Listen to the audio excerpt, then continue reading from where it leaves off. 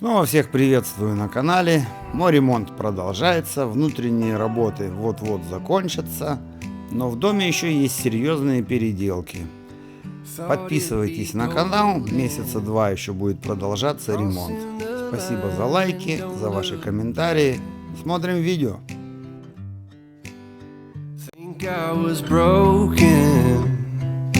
Needed some time to clear my head, 'cause I've made all the mistakes and I've dealt with the heartbreaks, but I think that I found my way. 'Cause I've been sinking like a stone, Carolina, take me home. Nothing's ever really broken, I won't let you go, 'cause I'm finding my way right back to you. I'll find my way back to you. I see a river floating its way out to the sea. Ну, на первом этаже у меня осталась одна комната и вот этот коридор, не считая ванных. Кстати, видите, постелил такие коврики. Давно я думал внедрить это новшество. Раньше я все это картоном стелил. Да, в общем-то, и все, где я работал, все стелили картоном. Провожу эксперимент, делюсь с вами, пока удобно. Здесь, напомню, эта коробка вся была выдута, все это новая штукатурка делалась, все это восстанавливалось, плюс с проводами игрался. Осталась маленькая мелочь, закрыть эту дырку. И что вы думаете, крышку я нигде не нашел, потому что сама коробка внутри, она меньше. И такого размера не продают. Пришлось вырезать с картонки, и представьте себе, получилось довольно неплохо.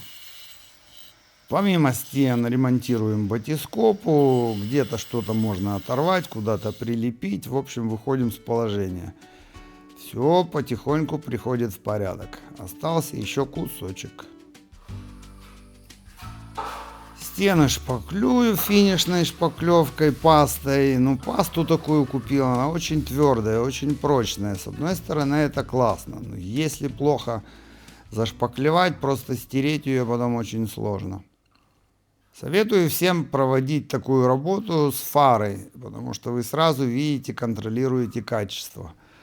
Я, кстати, никогда в видео не включаю фару, потому что я не знаю, как с этим пока бороться, не придумал. Начинается мигание картинки, линии такие бегут, знаете, то ли там частота меняется, то ли что-то надо поменять в настройках съемки, пока не знаю. Может, кто знает, посоветуйте. То есть, понимаете, о чем я? Даже на базаре, если снимаешь, вот эти неоновый свет, он дает вот эти вот полосы по экрану. Все время я ходил возле этой лестницы, смотрел, думаю, что в ней не так, что здесь мне не нравится. Света мне сказала, что закрыть это все гипсокартоном и с той стороны сделать шкаф.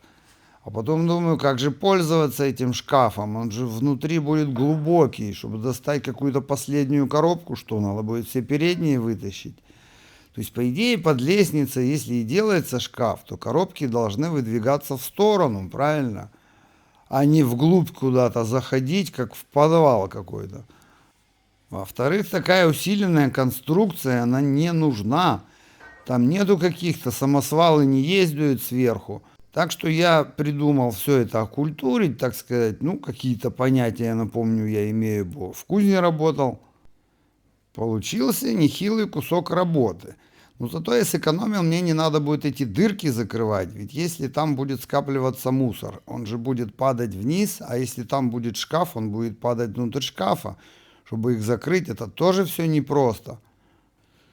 Ну, в общем, в этом доме странностей много. Видите, какой швеллер там мощный стоит? Оно к нему приварено. Куда оно денется? Будет держаться. Ну и вот эти пылесборники внизу, они же тоже как-то непродуманно сделаны. Ну, надо их закрывать, как-то мудрить. Так, ну и что, срезать-то я срезал. У меня остались стойки. Я думал, сейчас раздолбаю и вытащу их. А здесь, блин, металлическая Ну, травы называется. Что они там намудрили, бля? Оно еще и приварено, что ли, к этому. Охренеть, блин, как будто Колизей строили. Зачем такие сложности? Вот люди, блин, усложняют себе жизнь. Лишь бы что. Надо будет резать болгаркой. Марьян Бонбранс. Осталась у меня плитка, вырезал. Ну а что я здесь могу придумать уже? Не буду же я искать какие-то эти квадратные. Это перебор. Все это слишком дорого для Светы выйдет. Приклею, зашпаклюю. Будет так. Напоминаю, ремонт у нас по минимуму. Так, чтобы привести более-менее в порядок. Котята растут, кушают, играются. Все у них лучше всех. Но я не знаю, вот когда они вырастут, я чего здесь буду делать? Здесь что, кошек разводить на вилле? Сам поел, всех накормил. Надо идти работать. Вот такой комплектик я себе купил сегодня. Я уже давно присел на эту фирму. У меня уже весь инструмент. Вот у меня был шуруповерт вот такой. Ну это просто шуруповерт. Батареи я уже накупил себе. Ну, это как еще две будут дополнительные. А этот еще и с ударником. Была скидка на что-то там 125 евро это все. Ну и думаю, что я возьму. Блин, в сторону сдвигается. Что у нас есть? Ну, я вам скажу, нормально. Нормально. По дереву. Рулеточка. Здесь что-то тоже можно положить. Сверла.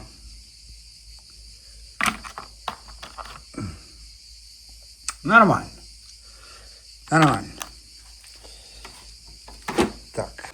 Ну и купил ленту. Покажу, хитрая лента. Тоже будет лайфхак. Может, не все знают. Надо мне будет сюда поставить гипсокартон. Тот, что я снял, трубы я пообрезал, бо они тут не нужны. Ну, а это заделаю. Всем доброе утро. Иду пройдусь по огородику. Я уже здесь. Вторник. Второй день. Вторую ночь сплю. Так сказать, выхожу периодически из зоны комфорта. Пришел посмотреть на свой огород. Кто-то тоже давно спрашивал, как, что. Что-то эти так помидорчики, знаете, невкусные такие получаются. Но тяжело их в Италии выращивать. Кабачки свои пособирал. Вчера бы они уже что-то сильно большие. Не растут, но...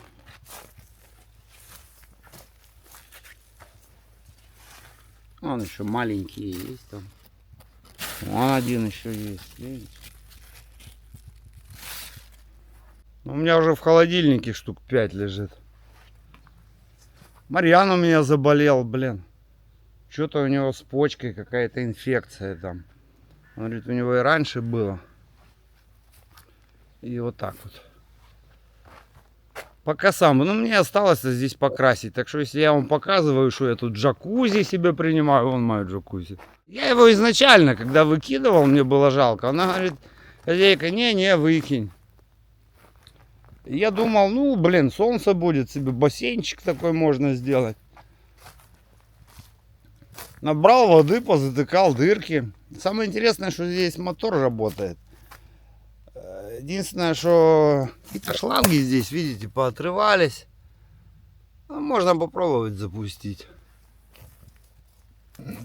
Так я вам, знаете, объясняю, в чем прикол. В том, что необычно, знаете, мы все привыкли к каким-то домашним уютам. А вот приспособиться в каких-то любых условиях, оно интереснее, как бы, ну, для меня, наверное. Поэтому так и прикалываюсь. И я действительно вчера упал. Где-то полчаса здесь поспал. Во-первых, напоминаю, что вода бесплатная здесь. Пока у соседей ремонтируют там что-то трубы. Они помимо счетчика пустили. Да и здесь и раньше-то вода какая-то странная была. В общем, тут темная история с той водой. Сад мой отцвел уже. Вчера была еще одна история прикольная. Остались здесь только орехи, еще будут. И груши. Я не знаю, что они все падают. Вы знаете, какая-то фигня такая странная. Я это дерево тоже периодически поливаю. Но половина осыпается. Половина черви съедают. То я говорил, блин, я соскучился за червями. А здесь фактически каждая вторая слива получается червивая, блин. Они еще зеленые начинают падать. И вроде бы поначалу дерева полно слив, а в конце ни черта и нету. И что прикольно вчера. Вот последняя слива осталась. Тут их там всего ничего. Видите? И тоже, кстати, почти все уже с червями внутри. Пришел вчера сосед. Дед, что помогал мне траву стричь. Ля-ля, тополя, он мне ходит, уже немного надоедает. Он каждый раз одно и то же, знаете, такое же, постарчески. Вы говорите, а что ты его дедом называешь, он не дед. Да дед он, блин. Хотя и живенький. И пока я себе пошел вперед, он достает мешочек с кармана и пособирал мне снизу все сливы, полмешка. Я думаю, нифига себе чел, бля, такой, это самое, простенький такой. И знаете, что я вам скажу? Я вот это вот не люблю.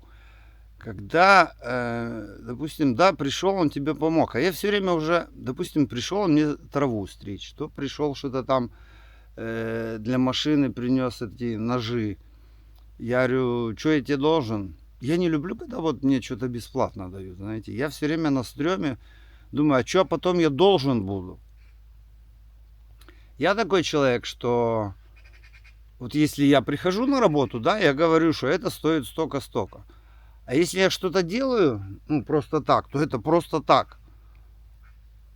А я не знаю, ну, вряд ли он сажал эти деревья, хотя, говорю, что он здесь всю жизнь, соседский дом его этот, и этот раньше был его. В общем, вот так вот беспардонно собрался и ушел. А потом он еще и на орехи так посмотрел, а я уже думаю, блин, я так понимаю, что ты же еще здесь придешь, будешь собирать и груши, и орехи. Ну, оно это не мое. Но я ж тоже жил, у меня дача была, и вот эта вот проблема, знаешь, соседей, кто что у тебя украдет, так сказать, ну а как это назвать? Оно немного напрягает. И он уже себе глазом так обкинул. Уходил, вот эту грушку себе еще нарвал по пути, блин, пару штук. И все так без спросу, типа все так и должно быть. Так что не сразу можно понять из соседей, так где же оно просто дружба, а где какой-то скрытый интерес у людей. Иду я красить второй этаж. Здесь сделал такую конструкцию, закрыл эту лестницу, обложу это плиткой, прикрутил это самое. Здесь у меня, говорю, что будет достаточно, я не знаю, или 2 дверцы, или одну сделать, и все. Зачем это было? Здесь я заделал, видите, в полу, но ничего более умного не смог придумать. Здесь можно будет пройти спокойно, только здесь поставлю еще одну перекладину. Чтобы головой не биться. А так-то она держится. Вот я иду наверх. И ей пофиг. Зачем было там вот эти все палки я посрезал, в углу стоят. 4-5 палок. Здесь вон какая балка, она все приварена. Куда она нахуй? Так что не мудрите, блин. Вот моя комната. Почти белая. Сегодня углы прошел. Какие-то штучки подстуковал. Надо прошкурить и все еще раз покрасить. Уже более-менее. Говорю, краска хреновая. Это уже будет 3-4 раз. Поэтому, знаете, когда идешь делать работу, считаешь, вот я за 2 руки покрашу. Но если я сам краску покупаю, допустим, хорошую, а если мне купили то, что купили, она не закрывает. Все, ладно, ушел. Тут душно, жарко, даю еще один лайфхак. Видите, у Света осталось, она траву покрывала этой пленкой и попробовал пол накрыть. Довольно тоже удобно. Фу. Блин, жарко. Крашу окна, закрываю окно, чтобы она, краска, спокойно ложилась на стене, впитывалась и не высыхала сразу. Ну и пока красил, знаете, задумался. Поймите, мне 57 лет. То, что я рассказываю, я такой же человек, как и вы, и многие тоже меня в возрасте смотрят. Просто делюсь своим опытом. У каждого из нас он уникальный, и мы хотели бы, может, всем рассказать. Есть всем, что рассказать. Ну, не у всех есть канал. Поэтому полжизни, как бы ты живешь, сомневаешься, попадаешь в какие-то переделки, обманы, учишься всю жизнь. Ну и, наверное, уже к этому возрасту можно делать какие-то выводы. И зря у меня не смотрят молодые, понимаете. Люди у меня смотрят на канале, есть же тоже статистика. После 30 немного и уже в основном после 40. Именно после 40 у всех включается мозг. Я вам даже тоже такое скажу, что после 40-45 все оборачиваются назад и думают, блин, а что я успел, а что я сделал? И тут включается вот это вот второе дыхание, еще успеть, пока я что-то могу. Согласитесь, наверное, у многих такое есть. И вы не задумывались, возможно, многие, а почему я сейчас включился? А вот потому. А тем, кто 25 и 30, они даже слушать меня не хотят. Они живут своей замечательной жизнью, ну, может быть, и не совсем замечательной, но не думают о будущем. И тем более мне странно, когда люди, опять же, моего возраста, но зацикленные там на Советском Союзе, на той старой жизни, жалеют, вспоминают. Вы тратите дальше время. Мало того, что вы тогда ничего, может быть, и сделали что-то. Ведь не всем же было плохо. Для кого-то действительно было райское время. Можно было воровать, можно было устроиться завскладом, и ты был чуть ли не король в этой жизни, когда были дефициты. Конечно, всех устраивало это, но это ненормально, жить на дефиците и зарабатывать на какой-то там вечной спекуляции из-за того, что у меня есть, а у тебя нету, и я тебе хочу это продать. И поэтому я там где-то снял вот эту кошку, пример, на всякий случай. Я, бывает, не могу найти потом то видео, что она снимал. Многие мы живем вот как эта кошка. Она приходит и требует от меня еду. Одна приходит, просит. Просто она сидит и ждет, знаете. А другая требует. Так вот, некоторые люди тоже так живут. Вместо того, чтобы договориться как-то, быть взаимоудобными, при какой-то непонятке найти какой-то выход с положения, с этой непонятки. Нет, некоторые вот так вот прямо линейно, я считаю так, я хочу так. Все, я с такими людьми не работать не могу, ничего. У меня попадались такие люди, что ничего не... Человек может говорить полный бред. Я до такой степени, почему мне удобно здесь на канале? Потому что, что бы ни сделал там один человек, мне не написал, или там, допустим, тот же, кто отписался, мне-то все равно, я же знаю, что основная эта масса думает так же, как я. То есть я, так сказать, имею в себе поддержку, что все-таки я прав. А у меня были такие конфликты с людьми, именно опять же с бригадиром. Вот он мне объясняет так, как я приводил пример, что он меня отправил красить кухню. Работал я за 70 евро в день.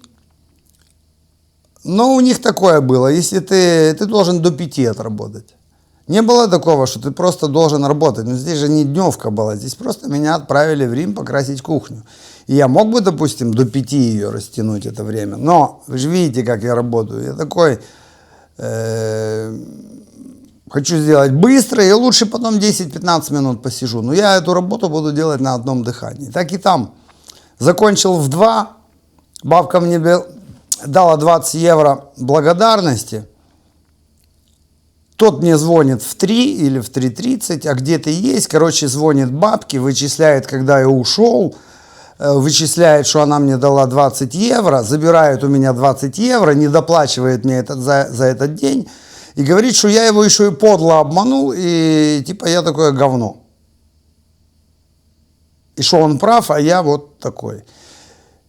Прошли года, и мы эту историю все время вспоминаем, и он все равно меня вот считает, что я предатель, я типа хреновый друг, я хреновый рабочий. Да пошел бы ты в задницу. Вот понимаете, сейчас мы заблокированы, мы не общаемся. И я ему когда-то такое сказал, вот я говорю, я очень хочу, чтобы здесь взять 10 человек, которые вокруг нас бы стояли, и то же самое им рассказать, и послушать их мнение. Но такой возможности не было. На канале у меня такая возможность есть, и поэтому благодарю, что вы пишете комментарии, вы помогаете не только мне, вы помогаете другим, себе в этом общении понять всю эту сложность общения и жизни, что на работе, что просто. Так что вот так. Иду дальше работать.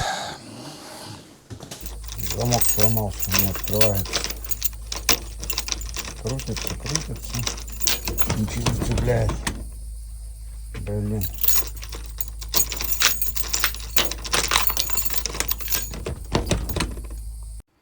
Вот такие непредвиденные еще случаются ситуации. Залезть я мог через окно, ну не знаю, промучился 1,5 часа, наверное, высверливал эту сердцевину, наверное, зря, но а что, я ж не спец-то по замкам. Как бы вроде и конструкцию эту будем разрушать, можно было разбить. Ну, короче, игрался.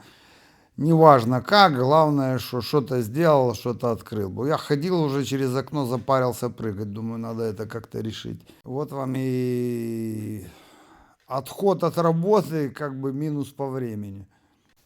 Многие меня спрашивают, сколько стоит покрасить комнату, сколько стоят эти работы. Ну, понимаете, сложно сказать вам, это я подготавливаю вот к покраске ту же комнату, что вначале я уже показал, что покрасил. Вот это все считается в цене покраски. И эти работы, они всегда разные. Трещина большая, дырочки маленькие. Но в любом случае, если вы красите без подготовки, никак. Вот все это надо заделать и учитывать в цене. И важно, чтобы вы понимали сами клиенты, что это не покраска. Вы думаете, что я зайду и сразу буду кисточкой махать. А кто это будет делать? И многие вещи, которые вы не замечаете и которые не видно на грязной стене, но они вылезут уже на чистой стене. Также нюанс с установкой окна, допустим. Вот видите, окончик пришел, поставил окно. Ладно, он еще более-менее аккуратно поставил, но помимо окна есть же еще вещи, которые вокруг окна кто-то должен сделать. И если, допустим, когда я ставлю окно, я сразу делаю и эти работы вокруг окна, то есть у меня все в комплексе идет. Опять же, в чем удобность, когда ты универсал. Этот пришел, поставил, все, а еще вокруг там желательно силиконом пройти, потому что щели остались. Иногда кончики это делают, и в принципе должны сделать, но он это не сделал. И в этом-то вся проблема, вот этого непонимания, вот этих мелочей. Вот даже лампочки, я обычно там, если цена нормальная, я их даже мою сразу. Если человек не платит, я их так и оставляю в пыли. Снимайте сами, вызывайте электрика, кто будет снимать, знаете, потому что очень много всего. Вот эти батископы сверху плинтуса, они часто бывают даже не зашпаклеваны. Ты покрасил, а там какие-то вот эти дыры, щели. Ну вы же не задумываетесь. А вот покрасить мне. В этом покрасить еще купа всяких нюансов.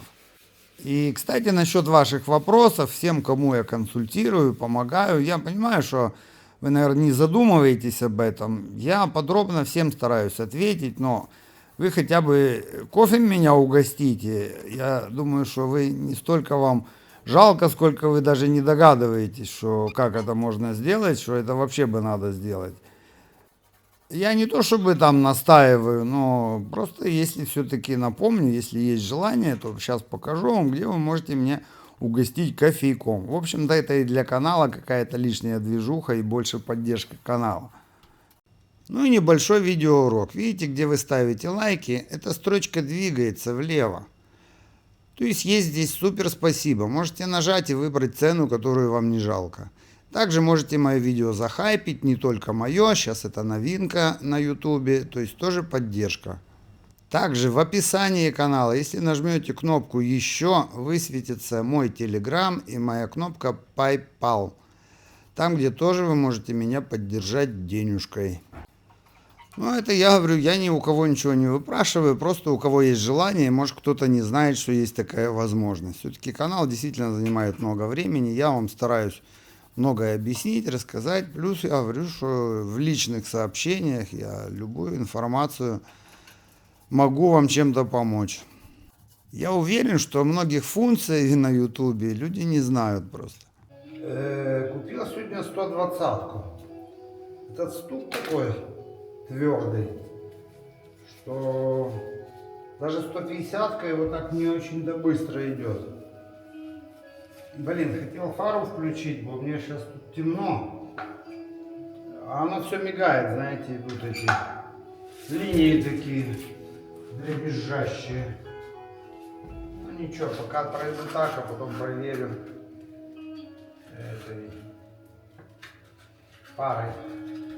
И многие сейчас пропустят мимо ушей то, что я сказал, что я купил 120-ку. Никто стук-пасту 120-кой чистить не будет. Во-первых, это, я напоминаю, очень прочный, очень твердый стук. Для него она идеальна. Для других стуков может быть 180-ка. Но многие чистят вообще 220-кой, то есть оно будет более гладкое. Там руки можно скорее стереть, чем ту стену той 220-кой. Она забивается очень сложно. Но опять же, в каждой ситуации по-своему. Все мои советы, они более практичные, а не просто лишь бы что-то тереть или что-то мазать. Ну, еще по ютубу чуть-чуть объясню. Вот еще раз повторю, я не то что выпрашиваю лайки или подписки. Понимаете, многие люди вообще не понимают, зачем эта подписка. Один подписчик меня спрашивает, говорит, а ты что, изменил название канала? Я тебя ищу, не могу найти. Но это же просто. Если вы подписаны, у вас есть кнопка «Подписчики». Все ваши подписчики, на кого вы подписались. И даже если я изменю канал, вы сможете меня там найти все равно. По значку, просто зайти и глянуть, где что. Для этого нужна еще подписка. Лайк — это не только лайк. Лайк вам будет давать потом в рекомендации YouTube похожие видео, такие как я. То есть раз вам интересна эта тема. Буквально вчера мне подписчица пишет, говорит, вы знаете, я вот лайки ставлю только для того, чтобы сохранить там какие-то кулинарные рецепты. Да что, я вам сейчас покажу комментарий. Мне пришлось ее в 5 комментариях учить, что это не так работает, лайк не для этого. Есть флажок, если вы хотите сохранить видео или посмотреть позже. Ну вот поймите, вы учитесь, я вам могу помочь, но на ютубе есть очень там много всяких фишек, которые надо понимать. Ну и я вам покажу скриншот, потому что вы мне не поверите, что вот люди, многие не разбираются. Ну поймите, у меня смотрят некоторые по 60 лет им, а то и больше. Ну конечно же они всего не знают. Вообще советую всем, не знаете что-то, спрашивайте в чате GPT, спрашивайте в гугле, учитесь. Особенно если вы с возрастом постоянно свой мозг тренируете чем-то новым. Ну, у вас, во-первых, не будет быстро Альцгеймера или просто будете оставаться как бы в форме с мозгами, потому что под старость мы-то у нас всех есть риск немного притупеть. Ну, а если уже лень вам или чего-то не понимаете, спрашивайте всем, чем смогу, помогу. Пока у меня не сильно много вопросов, не сильно много подписчиков, не знаю, как будет потом. Ну, пока я все успеваю. Ну а на сегодня буду прощаться. Всем спасибо за просмотры, за комментарии, за лайки, как всегда. Всем мира, добра, удачи, держитесь, будьте оптимистами. не ленитесь работать. Это для вас и спортзал, и как бы моторика рук, и мышцы поддерживаете в форме, и просто координация. Работа не просто работа, это движение, это жизнь, не забывайте об этом. В конце концов, это тот же дофамин. После ремонта вы получаете удовольствие, если сделали себе или кому-то за деньги. Себе дальше живете и радуетесь. И как бы кто меня не осуждал, я несу людям радость. Я ремонтирую ваши квартиры, вы потом живете, вспоминаете меня добрым словом. И, наверное, как-то мне это через вселенную, через звезды, через что-то возвращается. Я это чувствую, я этим живу. Очень дорожу вами, позитивными подписчиками, просто людьми, просто по-человечески, которые меня понимают и поддерживают. Огромная всем благодарность. Вы действительно мне помогаете быть лучше, добрее и просто вселяете в меня надежду. Всем пока.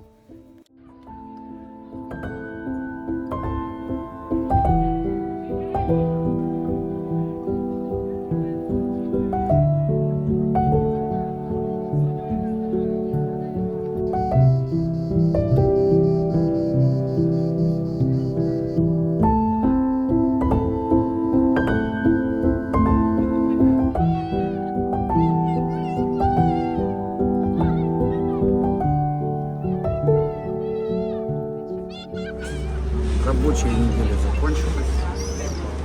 Озеро надоело, море надоело. Живем пить. Пиво мы не пьем, пиво пьет жена. Я фанту.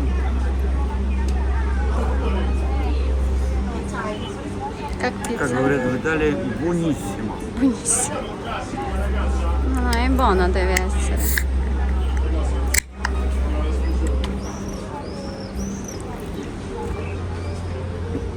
Ваше здоровье. Из Италии привет всем. Выключай.